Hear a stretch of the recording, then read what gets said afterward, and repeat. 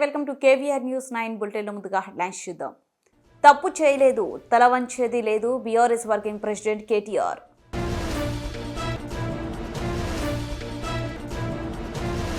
తిరుపతి చరిత్రలో ఈ తరహా ఘటన ఎప్పుడూ జరగలేదు వైఎస్ జగన్.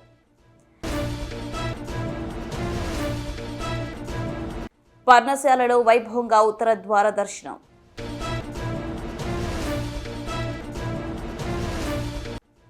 చీరాలలో సిపిఐ పార్టీ ఆధ్వర్యంలో పేదలకు ఇళ్ల స్థలాలు ఇవ్వాలంటూ నిరసన.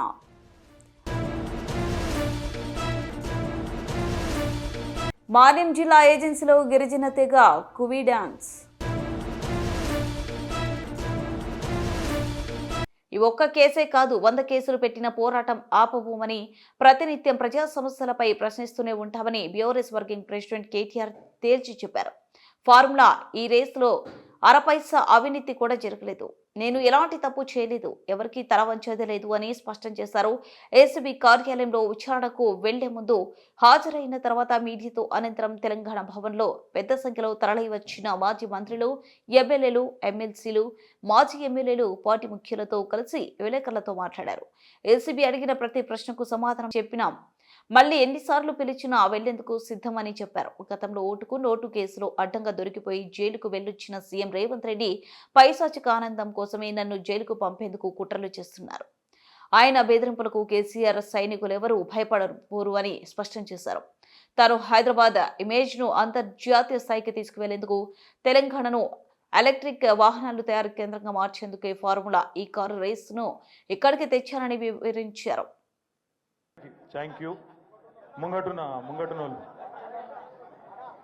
ముంగటున క్రాంతన్న, బాలమల్లన్న, రామచంద్రన్న, నగేష్ అన్న, ఇక వాసన అందరికీ, ఇక అదేవిధంగా మా ఆడబిడ్డలందరికీ, సారీ వాళ్ళని మూలకు నుకేశ్వరేమనుకోకరు, మా మీడియా మిత్రులకు, గౌరవనీయులైన మా మీ పొద్దున్నుంచి మా భాస్కర్ రావు అన్న, సారీ శ్రవంతి గారు, కనబడిన వాళ్ళు ఏమనుకోక, మా రవీందర్ రావు గారు, సారీ అన్న. అయితే పొద్దున్నుండి మరి ఈరోజు నాకు మద్దతుగా మన ఒక పార్టీ కార్యకర్తకు కానీ నాయకుడికి కానీ ఏదైనా కష్టం వస్తే మేమందరం ఉన్నామంటూ ఇక్కడికి విచ్చేసి ఈరోజు రేవంత్ రెడ్డి ప్రభుత్వం ఏదైతే ఒక ప్రయత్నం చేస్తూ ఉందో నాకు మద్దతుగా సంఘీభావంగా విచ్చేసిన మీ అందరికీ నా శిరస్సు వంచి హృదయపూర్వకంగా ధన్యవాదాలు తెలియజేసుకుంటాను. మనము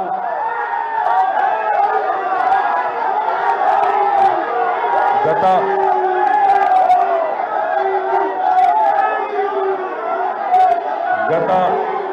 10 సంవత్సరాల్లో థ్యాంక్ యూ 10 సంవత్సరాలు ప్లీజ్ గత 10 సంవత్సరాల్లో గత 10 సంవత్సరాల్లో పెద్దలు, మన పార్టీ అధ్యక్షులు, మనందరి ఆరాధ్య దైవం, తెలంగాణ సాధించిన మన నాయకుడు కేసీఆర్ గారి నాయకత్వంలో నిబద్ధతతోని పద్ధతిగా ఎక్కడ కూడా ఒక్క పైసా అవినీతికి తావు లేకుండా పనిచేసిన అని చెప్పి ఇప్పుడు వాళ్ళకి చెప్పిన. ఏసీబీ వాళ్ళు అడిగితే 82 ప్రశ్నలు అడిగినారు. కాకపోతే పాడిందే పాటరా అన్నట్టు అడిగిందే మళ్ళీ అడుగుడు తప్ప కొత్త విషయం ఏం లేదు. వాళ్ళకి ఏంటంటే పాపం రేవంత్ రెడ్డి బల్మీటికో కేసు పెట్టించిండని వాళ్ళకు కూడా అర్థమైంది. వాళ్ళు కూడా ఇబ్బంది పడుతున్నారు వాస్తవం చెప్పాలంటే. ఎందుకంటే కేసుల విషయం లేదు.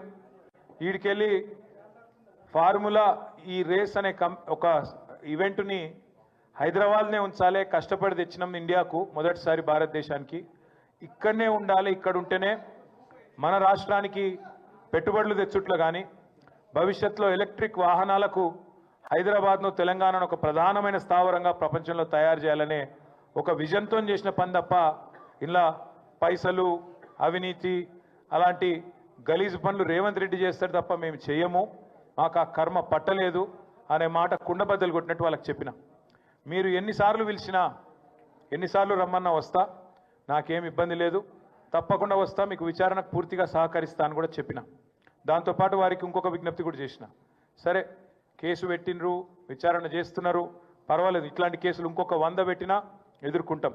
కానీ వాళ్ళకు ఇంకొకటి కూడా నేను చెప్పిన, మీరు మీ ప్రభుత్వం ఎన్ని కేసులు పెట్టినా ఎన్ని రకాల ప్రయత్నాలు చేసినా కేసీఆర్ గారి సైనికులుగా మేము మాత్రం ఖచ్చితంగా ఈ సంవత్సరం మొత్తం ప్రజా సమస్యల గురించే మాట్లాడతాం, ప్రజల గురించే మాట్లాడతాం. మీరు ఎత్తగొట్టిన రైతు భరోసా గురించి మాట్లాడతాం, మీరు ఇయ్యని 4000 పెన్షన్ గురించి మాట్లాడతాం, మీరు ఇస్తానని చెప్పి మోసం చేసిన మహాలక్ష్మి 2500 రూపాయల గురించి మాట్లాడతాం, మీరు ఇస్తానని మోసం చేసిన 2 లక్షల ఉద్యోగాలు మా పిల్లల గురించి మాట్లాడతాం. ఖచ్చితంగా ప్రతి సమస్యను 6 గ్యారంటీలు 420 హామీలు ఏ ఒక్కటి ఇడిచిపెట్టకుండా మాట్లాడతాం. నువ్వు ఇటువంటి కేసులు 100 పెట్టుకో, వదిలిపెట్టమని చెప్పిన. సరే, కేసు లేదు పీసు లేదు. నిజంగా చెప్పాలంటే మొన్న చెప్పినా మళ్ళీ చెప్తున్నా, ఇది ఒక లొట్ట పీసు కేసు మాత్రమే. ఇంట్లో ఏమీ లేదు. వీడికెళ్ళి పైసా పోయింది, ఆడ పైసా ఉన్నది. ఇక అవినీతి ఎక్కడ జరిగిందిరా అంటే వాళ్ళు ఒక్కొక్కరు నీళ్ళు మింగుతున్నారు. అందుకే అడుగుతున్నా నేను రేవంత్ రెడ్డి గారిని, నీకు పైశాచికానందం ఉంది, అర్జెంటుగా నేను జైలుకు పోయినా కాబట్టి అందరినీ జైలుకు పంపాలి అని నీకు ఆనందం. నేనేమో విదేశాలు తిరిగి పెట్టుబడులు తెచ్చినా కాబట్టి నాకేమో విదేశాల స్థాయిలో మన రాష్ట్రం మన దేశం డెవలప్ కావాలని నాకుంది. నీకు మాకు తేడా అది. ప్రపంచ పటంలో హైదరాబాద్ని పెట్టాలి, తెలంగాణను పెట్టాలన్నది మా నాయకుడు కేసీఆర్ కమిట్మెంటు, మా కమిట్మెంటు. మేము నీలాగా 50 లక్షల రూపాయలతో దొరికిన దొంగలం కాదు, నీలాగా లుచ్చా పనులు చేసిన వాళ్ళం కాదు. నీకు భయపడేటోడెవడు బీఆర్ఎస్ పార్టీలో తెలంగాణలో లేడు. మీరు చూస్తుండ్రు, నేను చెప్పుడు కాదు, మీరు చూస్తుండ్రు. రాష్ట్రంలో ఎవడు కూడా రేవంత్ రెడ్డిని ముఖ్యమంత్రి కిందనే చూస్తలేడు. మీరు ఇక అంటే మళ్ళీ ఇంకొని కేసు పెడతాడు, వాని లోపలెత్తాడు. నేను అనా ఆయన ఎవరో మర్చిపోయిండు పేరు అని నేను అనా. ఎందుకన్నా అంటే నిన్ను ఎవడు నేను ఏమంటున్నా అంటే నిన్ను ఎవడు గుర్తుపడతలేడు. నేనేం చేస్తా దానికి? సంవత్సరం తర్వాత కూడా నేను ఎవడు దేకపోతే నేనేం చేయాలి దానికి? ఇప్పుడు పెద్దలు ఎప్పుడో చెప్పారు, అందుకే కనకపు సింహాసనంలో శునకాన్ని కూర్చోబెడితే దానికి ఆ బుద్ధి రాదు. అందుకే భయపడేది లేదు, బాధపడేది లేదు. ఎన్నిసార్లు పిలిచినా పోతా, కానీ మీరు మాత్రం దయచేసి తదేక దీక్షతోని మన నాయకుడు కేసీఆర్ గారు చెప్పినట్టుగా ఉద్యమంలో ఎంతైతే కమిట్మెంట్తో పనిచేసినావో అంతే కమిట్మెంట్తో పోదాం. వాళ్ళు ఎన్ని ప్రశ్నలు పెట్టినా, ఎన్ని సవాళ్ళు వేసినా, ఎన్ని రకాల ఇబ్బందులు పెట్టినా, ఎన్ని రకాల కొత్త రకాల కేసులు పెట్టినా భయపడేది లేదు, తల వంచేది లేదు. నిజాయితీకి ధైర్యం ఎక్కువ. వాడు ఎవడు ఏమనుకున్నా సరే ఇది లొట్ట పీస్ కేసే, వీడు ఒక లొట్ట పీసు ముఖ్యమంత్రి, బరాబర్ కొట్లాడదాం, గట్టిగా ముందుకోదాం. మీ అందరి దయతో ఆశీర్వాదం తీయాలి. సిరిసిల్ల నుంచి కూడా మా తమ్ముళ్ళు చాలా మంది వచ్చిండ్రు, మీకు కూడా ప్రత్యేకంగా ధన్యవాదాలు. నిజానికి నేను ఊహించలేదు, మేము చెప్పలేదు, అయినా కూడా మీరందరూ ప్రేమతో వచ్చినందుకు మా సిరిసిల్ల అన్నదమ్ములకు కూడా పేరు పేరున ధన్యవాదాలు, నమస్కారాలు తెలియజేస్తూ మళ్ళా ఈరోజు మళ్ళా ఏమైనా రమ్మనాలంటే మళ్ళీ ఏమైనా క్వశ్చన్లు ఉండాలి, వాళ్ళ దగ్గర ఏం లేవు. రేవంత్ రెడ్డి మళ్ళీ ఏమైనా క్వశ్చన్ పంపితే రమ్మంటారేమో, పోతా. రేవంత్ రెడ్డి ప్రశ్నలు పంపుతాడు, మళ్ళా పోతా, మళ్ళా చెప్తా, మళ్ళా చెప్పొస్తా. రేవంత్ రెడ్డి ఒక లుచ్చాగాడు, దొంగ, ఆయన లెక్క మేము లుచ్చ పనులు చేయమని చెప్తా, పక్కా చెప్తా. ఇంతేనా? జర ఆగురాబోయి. దేనికి సంబంధించా? లేని అవినీతిని పట్టుకుందామంటే ఆడికెళ్ళి దొరుకుతుంది. లేని అవినీతి గురించి లొట్ట పీస్ కేసుల పాపం ఎత్తుకుతా ఉన్నారు వాళ్ళు. నేతి బీరకాయలు ఎంత నెయ్యి ఉంటుందో ఇక మీకు తెలుసు, మైసూరు బోండాలు ఎంత మైసూరు ఉంటుందో ఇంట్లో కూడా గంతే ఉంది. అందుకే నేను చెప్పిన వాళ్ళకి, మీరు ఒక వైల్డ్ గూస్ చేజ్ అంటారు ఇంగ్లీష్లో, గన్లు ఉన్నారు మీరు, కేసు లేదు తొక్కలేదు, ఇలా ఏముందా అని నేనే చెప్పిన వాళ్ళకు. ఏముంది, ఏం అడుగుతారు మీరు? వాళ్ళు ఏమంటారంటే ఫైల్ ఇళ్ళకెళ్ళి అందులోకి పోయింది నీకు ఎరికేనా, అందులోకెళ్ళి ఇళ్ళకి పోయింది నీకు ఎరికేనా. నేను చెప్పిన, ఒక మంత్రిగా, తెలంగాణ బాగుని కోరే ఒక వ్యక్తిగా నేను నిబద్ధతగా మా రాష్ట్రం కోసం, మా హైదరాబాద్ బ్రాండ్ ఇమేజ్ పెంచేందుకు తప్పకుండా ఈ రేస్ ఇక్కడ ఉండాలని నిర్ణయం తీసుకున్నా. ఒక్క పైసా అవినీతి కానీ, ఒక చిన్న తప్పు కానీ మేము చేయలేదు. చేసినట్టు ఇప్పటివరకు మీ కేసులో మీరే రుజువు చేయలేకపోతున్నారు. ఏదో అక్రమ కేసు పెట్టి బనాయించి 4 రోజులు జైల్లో పెట్టాలని ఒక పైశాచిక శునకానందం నీకుంటే ఉండొచ్చు, కానీ దానికి భయపడేటోడెవడు లేడు. అల్టిమేట్గా న్యాయస్థానాల మీద మాకు విశ్వాసం ఉంది, న్యాయస్థానాల్లో తేల్చుకుంటామని చెప్పి వచ్చినా వాళ్ళు మళ్ళీ పిలిస్తే మళ్ళీ పోతా. మళ్ళొకసారి మీ అందరికీ కూడా చేసే విజ్ఞప్తి దయచేసి మళ్ళీ మాట్లాడుకుందాం. ఇక చాలా రోజులు ఉంది, ఇంకా మళ్ళీ ఎప్పుడు పిలిచినా పోతా అని చెప్పినా తప్పకుండా పోతా. మీరు కూడా దయచేసి నేను కోరేది అంటే రేపటి నుంచి మళ్ళీ మామూలుగా యథావిధిగా మన పని మనం పోదాం. తప్పకుండా ఎక్కడో అక్కడ ప్రజాక్షేత్రం. తిరుపతిలో గాయపడ్డ క్షతగాత్రులను మాజీ సీఎం వైఎస్ఆర్సీపీ అధ్యక్షుడు వైఎస్ జగన్ పరామర్శించారు. అనంతరం మీడియాతో మాట్లాడుతూ తిరుపతిలో ఈ తరహా ఘటన ఎప్పుడు జరగలేదు, మనం చూడలేదు. ఈ ఘటన ఎందుకు జరిగిందా అనేదే ఆలోచన చేయాలి. ఇది పూర్తిగా ఏపీ ప్రభుత్వం ముఖ్యమంత్రి చంద్రబాబు నాయుడు వైఫల్యమే. ఈ ఘటనలో మొదటి ముద్దాయి చంద్రబాబే. బాధిత కుటుంబాలకు కనీసం 50 లక్షలు ఇవ్వాలి. క్షతగాత్రులకు ఉచితంగా వైద్యం అందించడంతో పాటు వారింటికి వెళ్లేటప్పుడు 5 లక్షలు ఇవ్వాలి అని వైఎస్ జగన్ డిమాండ్ చేశారు. టీటీడీ చైర్మన్ దగ్గర నుంచి పోలీసు వ్యవస్థ దాకా కూడా ఎవరు కూడా తిరుమలలో ఇన్ని లక్షల మంది వస్తా ఉన్న నేపథ్యంలో వాళ్ళకి ఏ రకమైన సెక్యూరిటీ కల్పించాలి, వాళ్ళకి ఏ రకమైన వసతులు కల్పించాలి అన్న ఆలోచన ఎవ్వరికీ లేదు. కనీసం ఆ కౌంటర్లలో నిలబడి ఉన్న ప్రజలకు ఆ పార్కుల్లో ఇక్కడ ఉన్న వాళ్ళ పేషెంట్లను అడిగితే అన్న 9 గంటలకు వచ్చినాము, నా పార్కులో అన్నే ఉన్నాము, పార్కులో పెట్టారు, కనీసం నీళ్లు కూడా ఇవ్వలేదన్నా అని చెప్తున్నారు. అంటే క్యూలలో నిలబెట్టడం కానీ, సఫిషియెంట్ పోలీస్ ఫోర్స్ పెట్టడం కానీ, రోప్ పార్టీస్ ఆర్గనైజ్ చేయడం కానీ, క్యూలలో ఉన్న వాళ్లకు నీళ్లు ఇవ్వడము, మజ్జిగ ఇవ్వడము, కనీసం వాళ్ళ ఫుడ్ ప్యాకెట్ ఇవ్వడము, ఇటువంటి ఏమీ కూడా జరగల. కనీసం వీళ్ళు మనుషులుగా ఉన్నారు అని పట్టించుకున్న పరిస్థితి కూడా ఎక్కడా లేదు. గాలికి వదిలేశారు నిర్లక్ష్యంగా. ఇదే 5 సంవత్సరాల కిందట మా ప్రభుత్వంలో 5 సంవత్సరాలు చూస్తే ఇటువంటి కార్యక్రమాలను ఎంత గొప్పగా చేశాము అని చెప్పి ఈ రోజు కూడా ప్రజలు చెప్పుకునేంత గొప్పగా ఈ వ్యవస్థ నడిచింది. అలాంటిది ఈరోజు చూస్తే కనీసం నీళ్ళు ఇచ్చేవాళ్ళు లేరు, క్యూలలో నిలబెట్టేవాళ్ళు లేరు, పోలీసులు కనీసం రోప్ పార్టీలు అక్కడ ఉండి జాగ్రత్తగా క్యూలలో పర్యవేక్షించే వాళ్ళు లేరు, కనీసం క్యూలలో ఉన్న వాళ్ళకు తిండి నీళ్లు ఇచ్చే పరిస్థితి కూడా లేని పరిస్థితిలో ఈ వ్యవస్థ నడుస్తూ ఉంది. ఇంత దారుణంగా నిజంగా వ్యవస్థ ఉంది. ఇదే పెద్ద మంచి చంద్రబాబు నాయుడు గారిని నేను గట్టిగా డిమాండ్ చేస్తా ఉన్నా. ఇది ప్రభుత్వం చేసిన తప్పు, ప్రభుత్వం తప్పిదం వల్ల ఈ ఇన్సిడెంట్ జరిగింది. ప్రభుత్వం పూర్తిగా బాధ్యత తీసుకోవాలి. చనిపోయిన వాళ్ళకు కనీసం ప్రతి ఒక్కరికి కూడా గవర్నమెంటే బాధ్యత తీసుకొని ప్రతి ఒక్కరికి కూడా కనీసం అంటే ప్రతి ఒక్కరికి 50 లక్షల రూపాయలు కనీసం ఎక్స్గ్రేషియా ఇవ్వాల్సిన అవసరం ఉంది. అదేవిధంగా ఇక్కడ పేషెంట్లుగా ఉన్న వాళ్ళందరికీ కూడా ప్రభుత్వం తప్పడం వల్ల వీళ్ళంతా కూడా పేషెంట్లు అయ్యారు కాబట్టి వాళ్ళందరికీ కూడా ప్రభుత్వం తప్పిదంగా ఒప్పుకుంటూ వాళ్ళందరికీ కూడా ఉచితంగా వైద్యం ఇప్పించడమే కాకుండా ఇంటికి పంపించేటప్పుడు వాళ్ళందరికీ కనీసం 5 లక్షల రూపాయలు డబ్బులు ఇచ్చి ప్రతి ఒక్కరిని కూడా పంపించాల్సిన బాధ్యత కూడా ప్రభుత్వం మీద ఈ ప్రభుత్వాన్ని డిమాండ్ చేస్తూ ఉన్నాం. అదేవిధంగా బాధ్యత తీసుకోవాల్సిన ప్రభుత్వం బాధ్యత తీసుకోవాలని కూడా గట్టిగా డిమాండ్ చేస్తూ ఉన్నాం. దీంట్లో బాధ్యులు చంద్రబాబు నాయుడు గారు, టీటీడీ చైర్మన్ గారు, TTD EO, TTD additional EO. ఎందుకంటే వీళ్ళే ఎంతమందిని ప్రవేశింపజేయాలి అని చెప్పి వీళ్ళు ఆదేశాలు ఇస్తారు కాబట్టి వీళ్ళు కూడా బాధ్యులు. అదేవిధంగా ఎస్పీ, కలెక్టరు వీళ్ళు కూడా ఈక్వలీ రెస్పాన్సిబుల్ పీపుల్.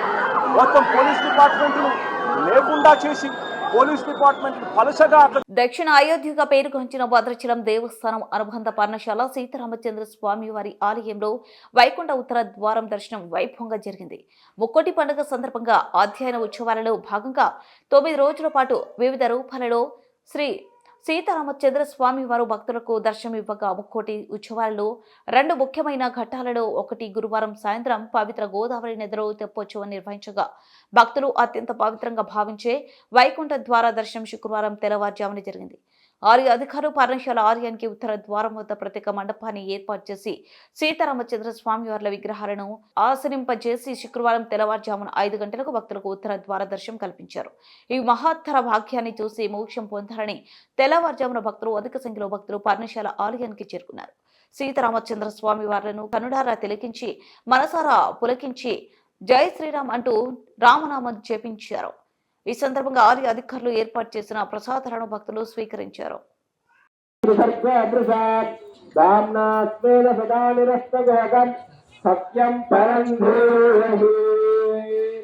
ఓం స్వస్తి తిరునామ సంకీర్తనమవధారయ తిరునామ సంకీర్తన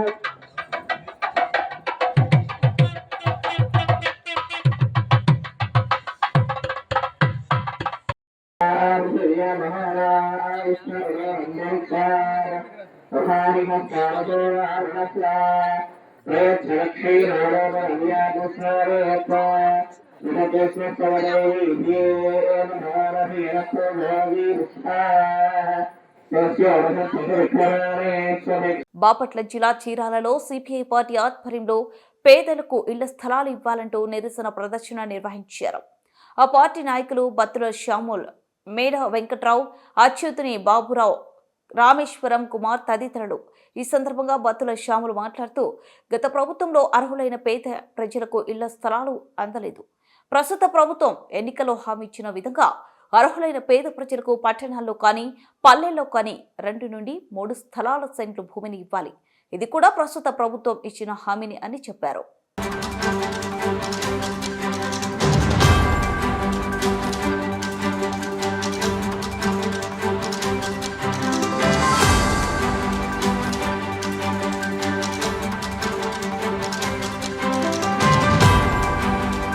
పార్వతీపురం మాన్యం జిల్లా గుమలక్ష్మీపురం మండలం లోవముఠ ప్రాంతమైన మంద్రజోల గ్రామంలో జరిగిన పెళ్లి వేడుకల్లో కనుమరుగవుతున్న గిరిజన సాంప్రదాయ కువి నృత్యం వెలుగులోకి వచ్చింది. ఈ మేరకు గిరిజన తెగలలో జాతపు తెగకు చెందిన వివాహ వేడుకలో పలువురు పంచ కట్టుకుని గొడుగులతో కెరగల్ల నృత్యం చేస్తూ అలరించారు. వారు మాట్లాడుతూ గిరిజన సాంప్రదాయాలు కనుమరుగవుతున్న తరుణంలో తర్వాత తరాలకు తెలియపరచాలనే ఉద్దేశంతో ఇలా చేశామని పేర్కొన్నారు. అలాగే ఆధునికత పెరగడంతో గిరిజన సాంప్రదాయాలు ఆచారాలు మరుగున పడుతున్నాయని, ఇలా అయితే గిరిజన తెగలు ఉనికిని కోల్పోయే అవకాశం ఉందని, కాబట్టి యువత గిరిజన సాంప్రదాయాలను ఆధ్వర్యంలోకి తీసుకొచ్చే ఆవశ్యకత ఎంతైనా ఉందని అంటున్నారు.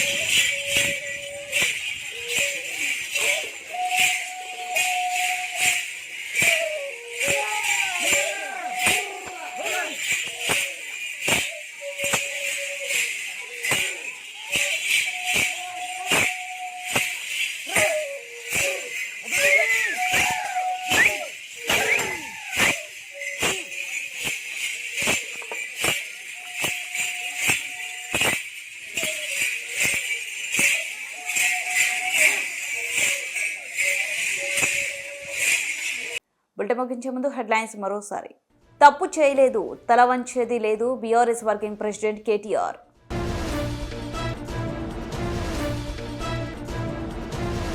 తిరుపతి చరిత్రలో ఈ తరహా ఘటన ఎప్పుడూ జరగలేదు. వైఎస్ జగన్.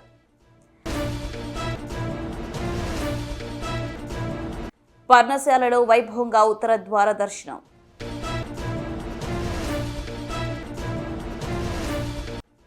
చీరాలలో సిపిఐ పార్టీ ఆధ్వర్యంలో పేదలకు ఇళ్ల స్థలాలు ఇవ్వాలంటూ నిరసన.